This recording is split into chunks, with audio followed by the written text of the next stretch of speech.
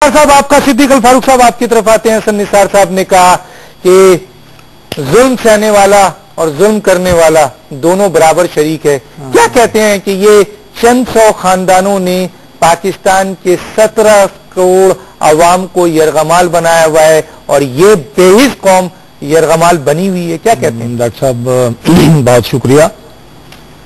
हसन निसार साहब दोस्त भी हैं, मेहरबान भी हैं।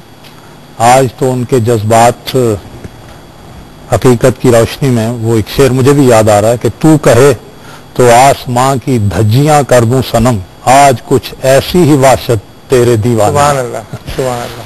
तो वो तो उनमें आज एक जुनून और एक वाशत और वो, लेकिन उसमें एक यानी दानिश की बात भी थी, अक्ल दानिश की बात मसलन ये कि ये तरफ भी आनी चाहिए, ये तो गरीब आवाम की नुमाइंदगी कर रहे हैं। वो ये है कि जुल्म की बात हुई तो वो एक शेर यूं है कि जुल्म खून नाहक बहा, खून बहा चाहिए, जुल्म की नाव को डूबना चाहिए। जुल्म की जो नाव है उसको डूबना चाहिए। कौन डूबेगा सर? हाँ, यही बात है। बात कौल की नहीं है, बात है अमल की।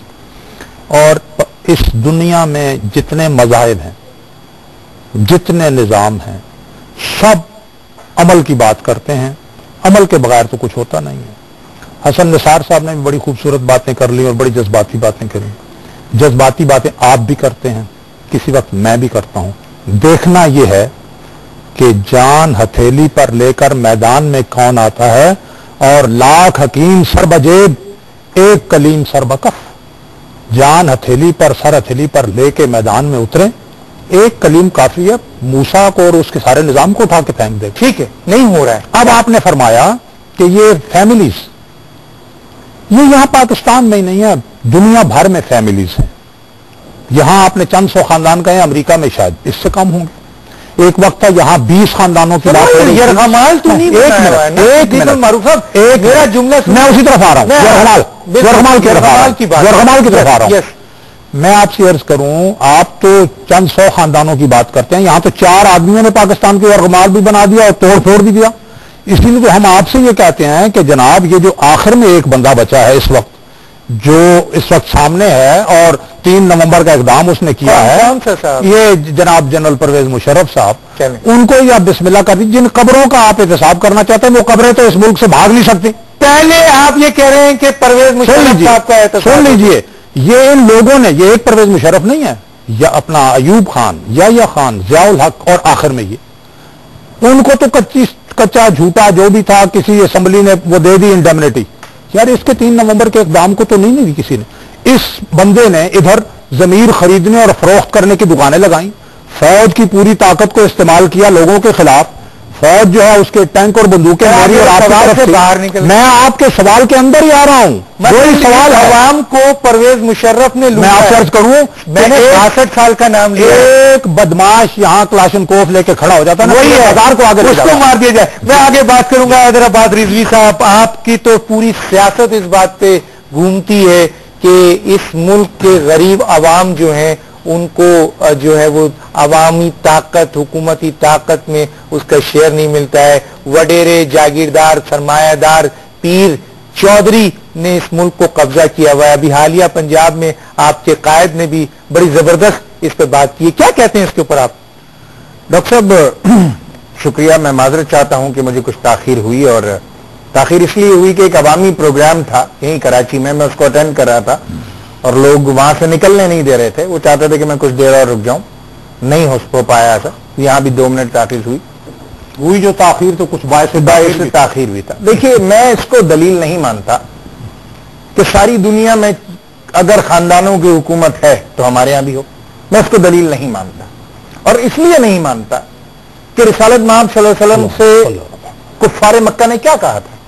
यही कहा था ना कि मोहम्मद सल्लल्लाहु अलैहि वसल्लम, हम मानते हैं कि तुम सादिक भी हो, अमीन भी हो, मगर हमारे बुतों को बुरा मत कहो।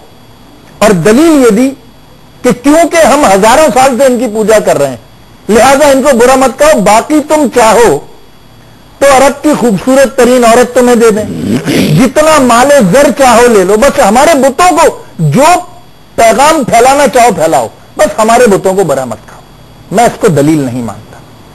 پاکستان کی بدقسمتی شروع سے یہی ہے کہ 1948 میں آپ نے مشرقی پاکستان سے تو جاگیرداری نظام ختم کر دیا، مگر مغربی پاکستان سے نہیں کیا۔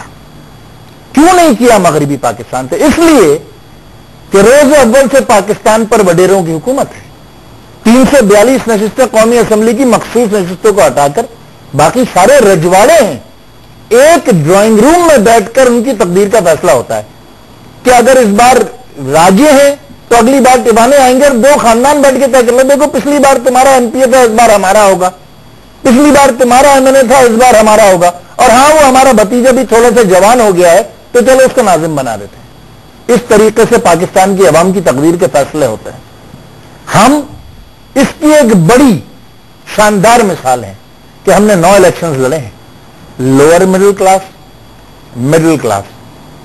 اور ایک آدھ اگر ایسا ہو کہ جو انڈسٹریلسٹ کو ریپرزینٹ کرتا ہو تو کرتا ہو، باقی ساری پچھلے 9 الیکشنز ان کی ہم نے لڑے لوور مڈل کلاس اور مڈل کلاس، اور اللہ رکھے قائد تحریک جناب الطاف حسین کو کہ انہوں نے پاکستان میں پہلی مثال قائم کی کہ بغیر پیسے کی طاقت کے، بغیر خاندان کی طاقت کے، بغیر چودھری نواب سردار خان ہوئے آپ الیکشن جیت سکتے ہیں۔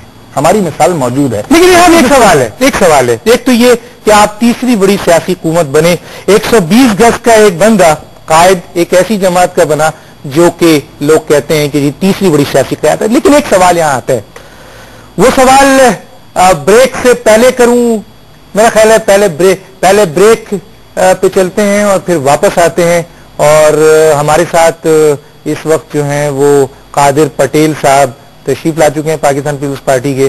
آپ کا شکریہ کہ آپ تشریف لائے ہیں، بہت لیٹ لائیں لیکن بہرحال آ گئے ہیں بہت امپورٹنٹ ایشو میں، ورنہ کرسی خالی رہتی اور ہم دکھاتے رہتے۔ ایک چھوٹا سا بریک پہ واپس آتے ہیں۔